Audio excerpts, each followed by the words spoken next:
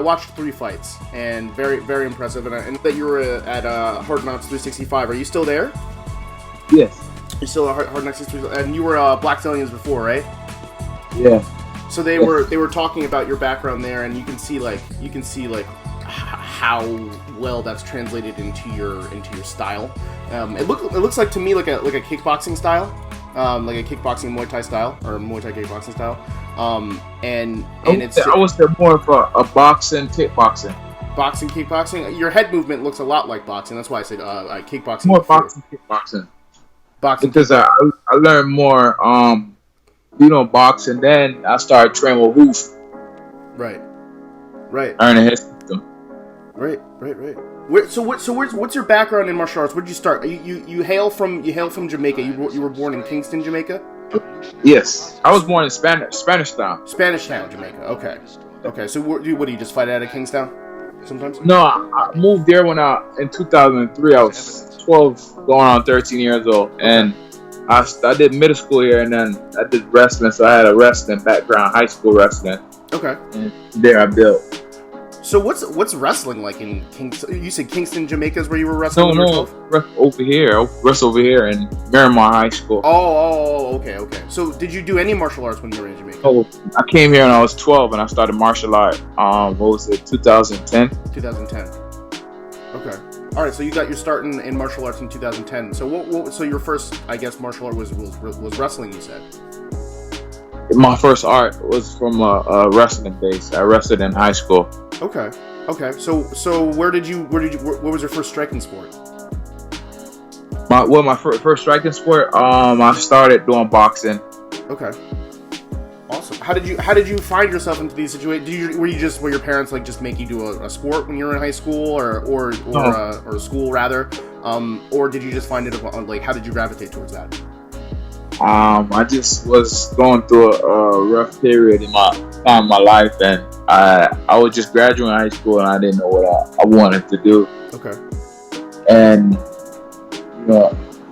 I used to do boxing as well, and I was watching like a Chuck Liddell and Rampage promo.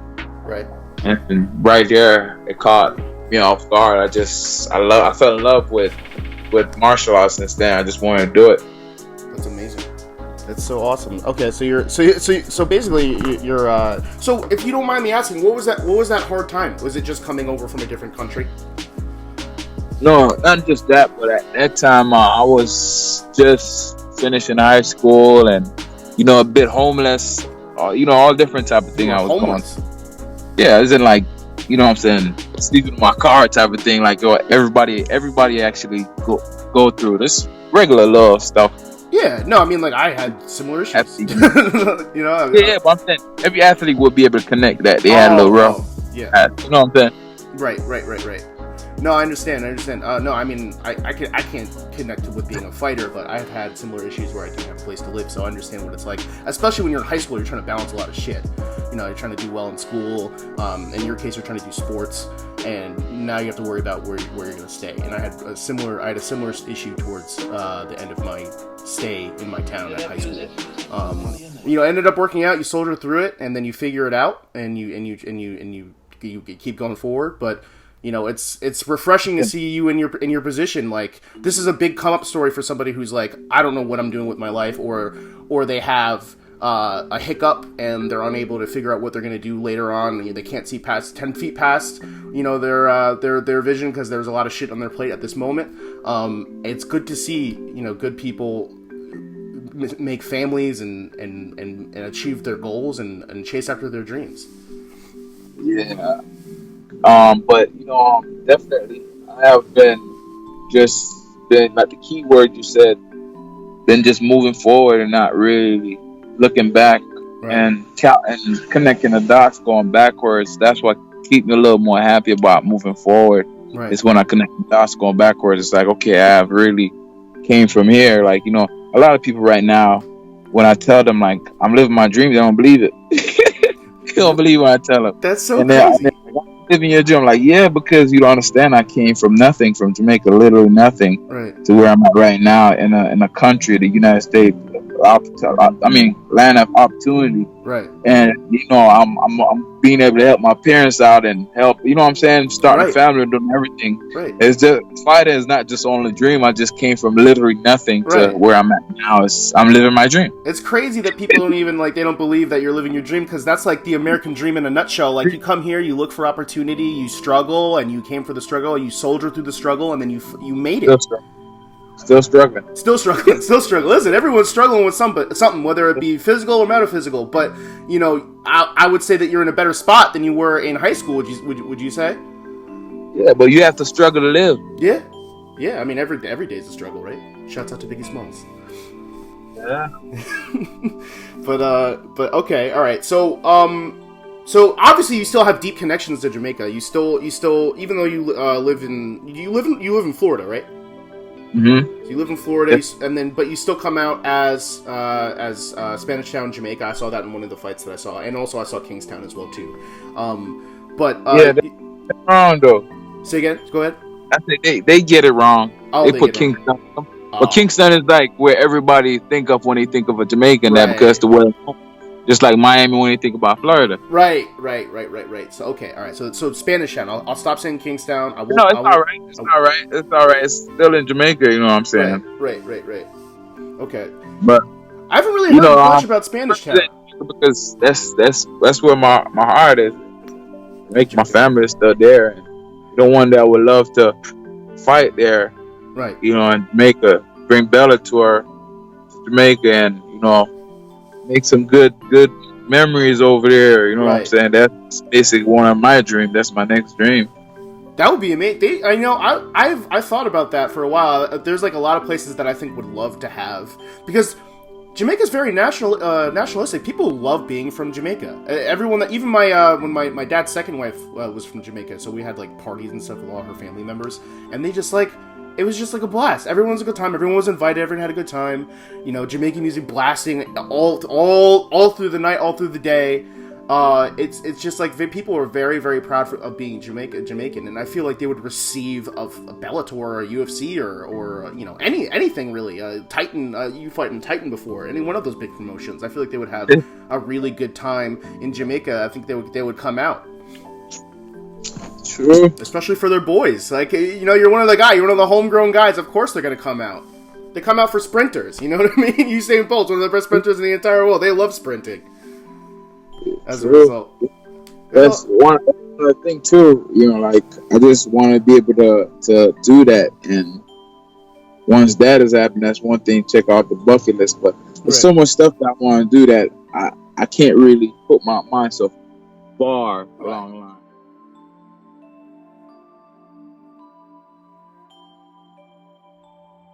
Right now, so like recently, you've been a champion over so many major organizations. You're a champion in Titan FC. You're a champion in LFA. Are there more? What other organizations have you been a champion of? Victory 2. Say that again. Victory 2 as well. Victory is one of their top promotion as well. Right. You on US Fight Pass? I have Fight Pass. That's actually where I saw your Titan fights, your Titan FC fights. But Victory is up there. I didn't see that one. I'll go check that one out after. Yeah, that was my first title after the Ultimate Fighter. Okay, that's right. You were in the Ultimate Fighter too. You were the Contender Series, and you were in the Ultimate Fighter. A lot of accomplishment outside of UFC. Yeah. I mean, like, this is where. So this is like where people. So fighting is just becoming mainstream now. So it's hard to tell people like about the other organizations, because most people just know about the UFC or Bellator. Right? That's what it is. Say that again. Yeah, so my MMA, they said UFC. They're gonna say UFC. Right.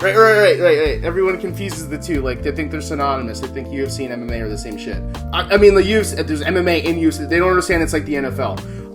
But it's hard for me to describe the significance of these other championships, because a lot of people see these other championships and go, I don't know what that is, because it's now just becoming mainstream. But what people try to liken it is like, is it like college football? I don't like saying it's like college football, because there's a lot of people who come out of college football who are not polished.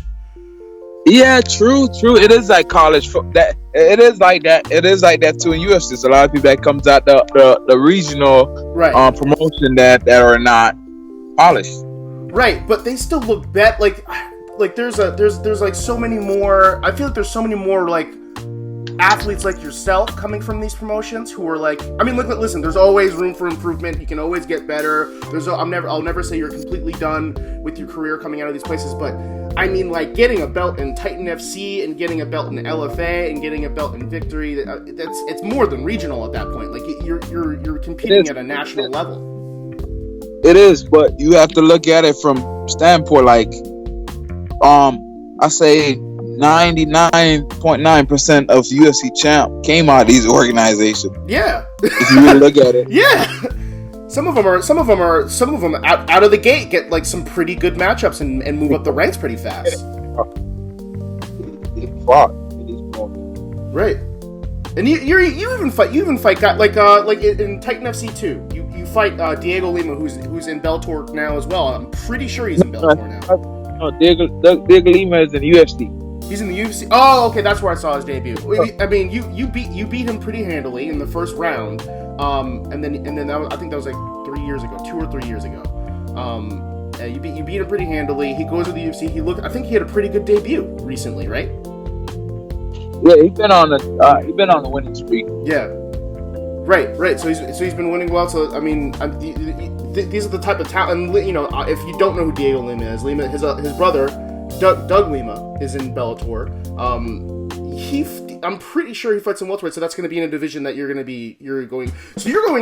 a Bellator at welterweight, which is like their most difficult division, in my opinion, as far as like skill. You know, you adding that layer in there. So, have you noticed a difference in caliber of fighter since over those three organizations that you've dominated in? That's the difference as in fighting in Bellator. I fought for Bellator too as well. Right.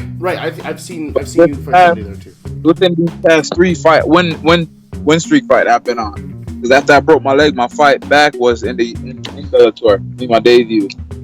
Right. I think what did you have? It was like the full 3 rounds. I think, right? That was the first round knockout. First round knockout. That's right. It was Bellator in the prelims. That's correct. You were. I'm so sorry. But. I like the welterweight in Bellator, and I'm ready. I'm ready to be the guy to show everybody that I'm not just a guy who's gonna just kill it only in the regional. Right. I'm gonna clean out the whole Bellator division and show them like, yeah, that's a tall class. Yes, that's a tall order you got there because they're going through their Grand Prix right now, and I think some of their best talent found at 170, and that yourself included. So how do you see yourself stacking up against guys like that? You beat what was it? All of them. Larson. You beat all of them. You beat all of them. You beat all of them. I mean, hey, you got to have that mindset, right? Like if you don't have that mindset, I'm not lying. I beat all of them. Okay. Until it happens, nobody ain't gonna believe. So I might as well just throw it out there. Yeah. So, and which it will happen. Yeah. I mean, listen, I'm rooting for. I can't say like everyone's gonna beat everybody, but anyone can beat anybody, right? So and you, I mean, you've got all the physical gifts. You're 6'1". You've got great skill. You've got great striking skill. I saw some of your takedown defense when you were fighting Larson in your Bellator debut. You saw him go right to the takedowns as soon as he started feeling your strength and your speed and your technique, and you were able to stand him up very fast. I also fought Covington in my second pro fight. Colby Covington? That one went to a split decision. I felt like I won, knocked him down and everything, had him out, right? His back and everything. Wow, I was fighting Colby Covington because both you guys like to talk. At least in the fight, I love it. I love it. I feel like he kind of stopped the flow of what was happening. So it's like, you know. As soon as that happened, and from in the adrenaline rush, everything slowed down. I went and opened my hand to close. If you break the picture, you break the bone in your hand. Now you can't close it because ligament and everything. So you know what I'm saying. I was just basically trying to protect my hand, and I couldn't. I was just one hand right there, basically on the Ultimate Fighter. Right. That's how he was able to. I couldn't defend a choke at all. Right. That's I mean, you know, you still have an overall great record. What are you, like 10-3 Now I am. Yeah. So that's, I mean, you've been on a roll, 3 losses. How old are you again? 27? 28. 28? I mean, like, you're in the prime years of your career. It only looks good from here. High confidence. You know, your skill level to match. You're in a great camp. You're around guys like Michael Johnson, Desmond Green fights out of there, out of Henry Hoofs. I know my friend Willis Black stopped by Henry. So you're constantly being sharpened by the tools around you, and then also you just bring so many tools to the table that a lot of people don't have the benefit of at 170 pounds. You're very big, you're very strong, you're very fast for your size. You have very good fundamentals with your striking.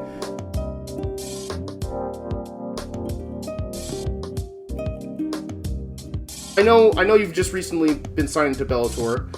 Do you have anything in mind, like lined up for 170, or are you just waiting for things as they come along? Right now, I spoke with my manager, and he told me October 24th or 25th they should have something. Okay. But unfortunately, there was an opportunity for me to fight Paul Daly or whatnot, but he didn't want to fight because high risk, low reward. So, which I understand. Yeah. So, I'm just gonna work my way up and prove to everyone that I'm gonna be the guy that everybody gonna want to fight one day. You're a very exciting fighter, and a lot of that has to do with how aggressive you are. You cut people off. You're not scared to have fun exchanges. So a lot of your fights, as a result, and your takedown defense is pretty good. As a result, my wrestling now, I'm starting to use my wrestling because, like I said, I had a wrestling base too. Right. I mean, people are going to challenge that, at this level. So I understand. Like, for instance, a fighter like Paul Daly, that I just know to have one thing that he gonna bring. I mean, 2 things he gonna bring to the table, which is a couple of left hooks and a couple of knees. Right. Of course, I'm gonna want to fight like that all day. Right. That's a Roy McDonald fight. Right. I could go in there and outbox him. Right. If I don't outbox him, it might be a stalemate. But guess what? I have the wrestling right in my back pocket. Right. Beat him up. Right. So however, either he's gonna get knocked out standing up or some way somehow. Right. He's gonna get it. Been taken down out of the gate. I love the confidence. I love it, man. I love it. Yeah. I just love the matchup. Not even the confidence, just matchup on paper. Yeah. You put it on paper. So that, I mean, to me that tells me that you're a student of the game. So like, so you said you saw I forgot what the promo you said you saw when you were younger. Rampage and Chuck Liddell. So are you still a fan of the sport, or do you not have time to look at it between all the stuff? Absolutely still. That's great. Still a sport. I love it. So fan of the sport, but also ultimately you also see a lot of those guys who are fans of the sport end up being super analytical. So I imagine that you look at a lot of these guys, you're like, well, I can definitely beat that, or you see how you stack up.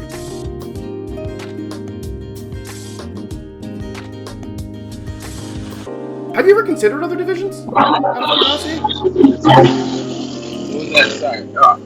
They said there's a lot of guys that if I feel like I'll beat match wise. Yeah.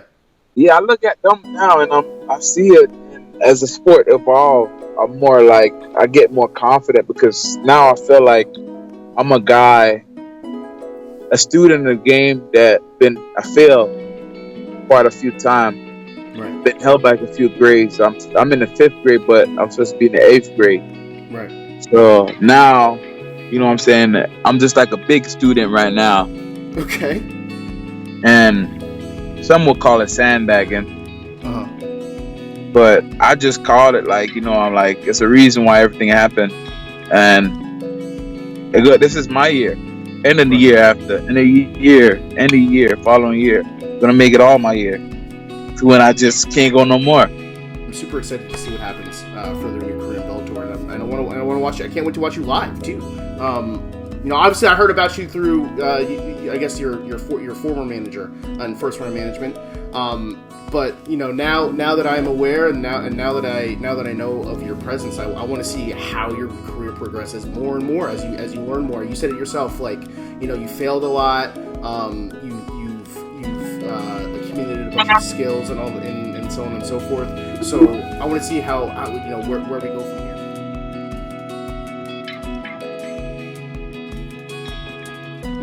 So where do we go from here? Forward. No, the only thing from here on is forward. Forward on.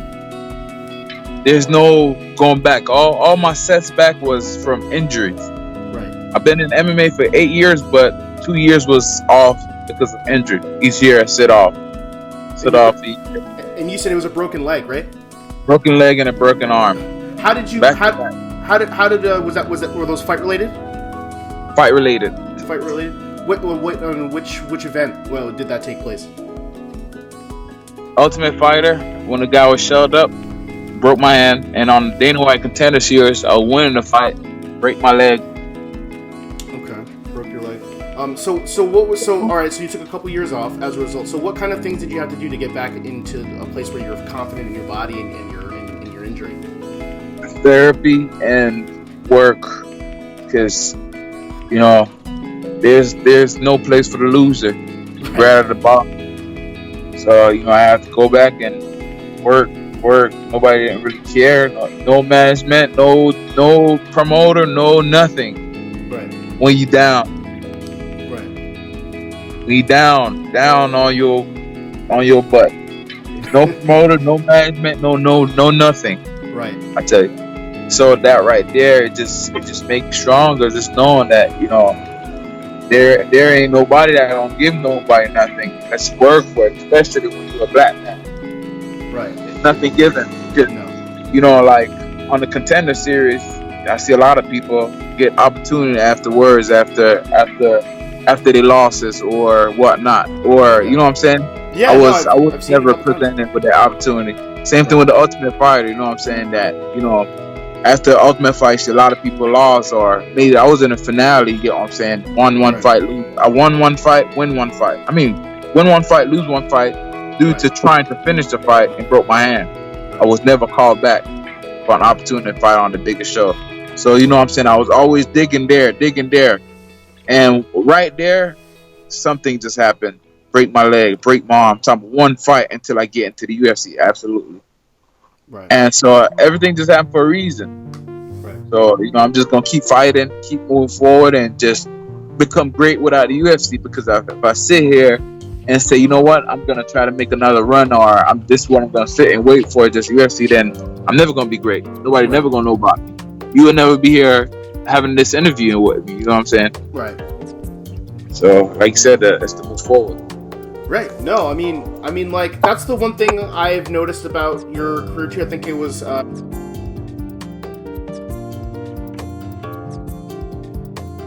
Titan FC 41.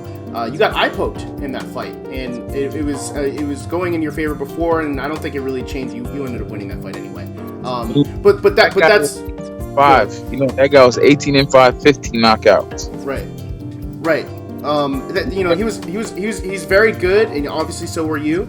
But what I wanted to note about that eye poke is that it changed the whole momentum of the fight, as far as, like, the ref didn't, I don't know if he didn't see it or didn't call it or whatever the case may be. Yeah. He didn't care. Because I was telling him. Yeah.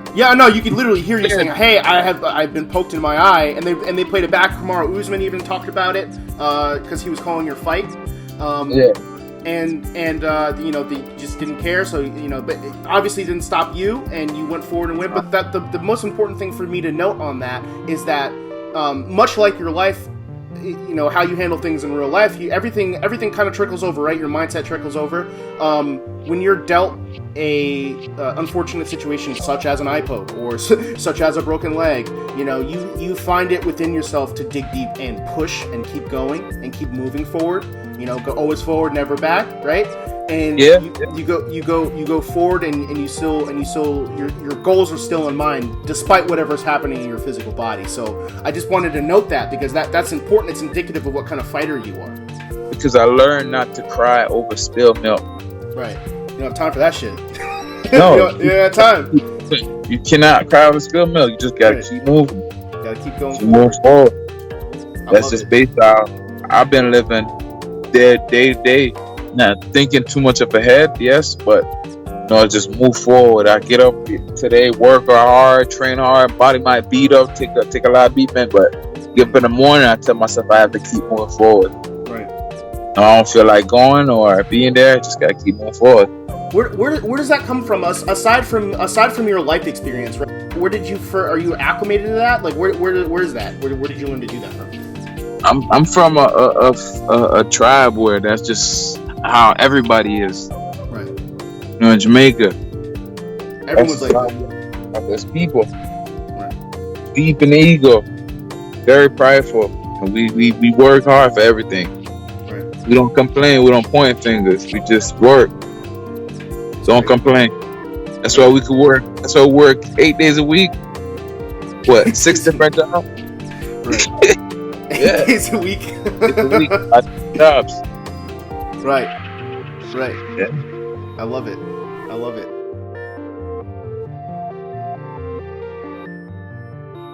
So I do have to ask. I don't know if you still go by this name, but do you still go by the ass kicking machine? Yeah, that's my name. Where does that come from? Let me know where that came from. So the story that I always said about the ass kicking machine, when I love it. when I started out in the fight time for Right. amateur league, Okay. and I'm a huge fan of wrestling, huge fan. Even Like up to this day, still I Like am. WWE wrestling? Yes, because where was that? We only had 2 channels, Yeah. Jamaica, and every night what comes on that says something that could have connected and watch it. That's what reason why I got into fighting because I wanted to entertain. Right. I keep myself entertaining, being excited, whatever I do.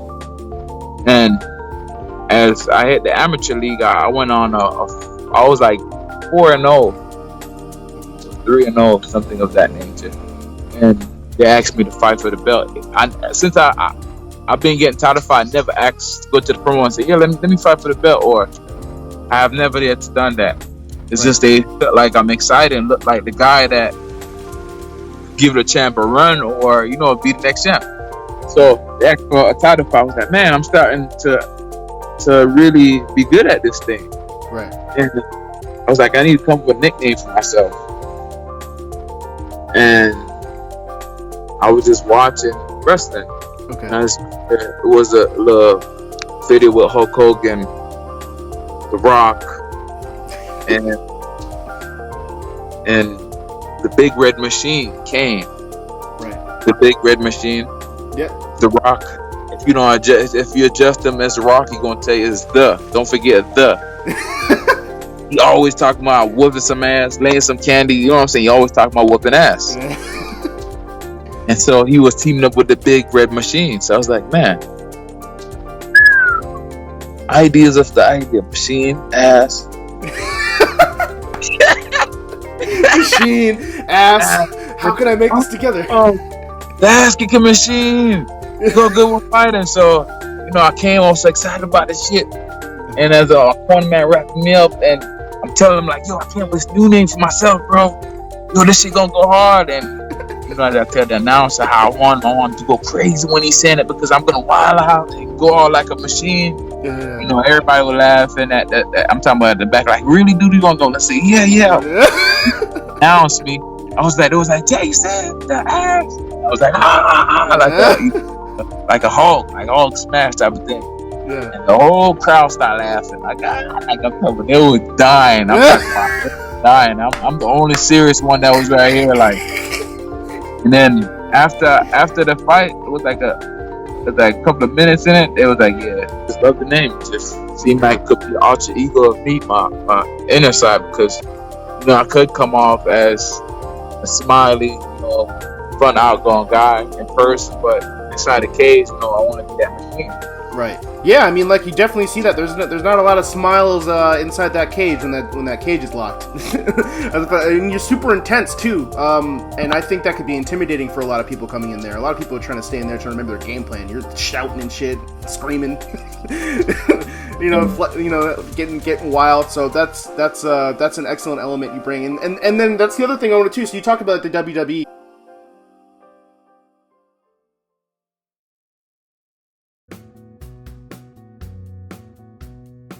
Yeah, I like I said, you had caught me in the midst of something. Oh yeah. Yeah. So yeah, that definitely, like, back in those days, like I said, that's what really got me into entertainment. And right. Well, yeah, I mean, like, I could see that, you definitely want to be an entertainer because you're fun on the mic and you cut it like a cool promo, it's I think you said, you caught me at a bad time. This is Christmas. I got shit I gotta buy. I was starting to die. I was like, this is so funny. That's you did your homework, man. I did. You did your I can't be funny and silly at sometimes, but sometimes can't be. You know what I'm saying? That's basically, you got to be able to, touch the fans in different ways. Right.